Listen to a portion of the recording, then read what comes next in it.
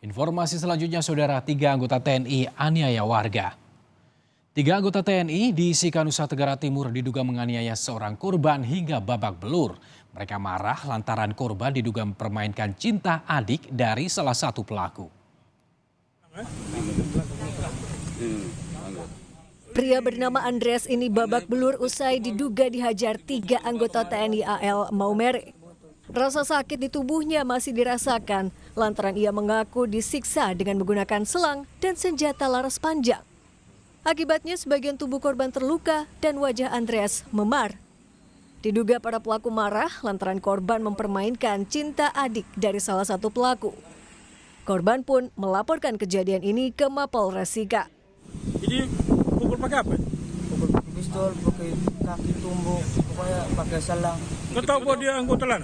Iya. Yang satu pakai pakaian dinas, yang satu tuh pakai pakaian biasa, yang duanya pakai pakaian biasa. Dan Lanal Maumere pun mengakui ketiga anggota TNI AL itu merupakan anak buahnya. Kini mereka sudah ditahan dan menjalani pemeriksaan oleh Pom Lanal Maumere. Saya sangat menyesalkan hal itu terjadi, cuma saya harus bertindak tegas. Ini tidak boleh terulang lagi.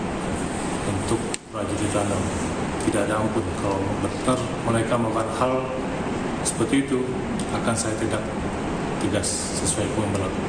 Selang, ya? Pihak keluarga korban berharap ketiga pelaku diberi sanksi tegas atas penganiayaan yang menimpa Andreas. Citos Natun, Kompas TV, Sika, Nusa Tenggara Timur.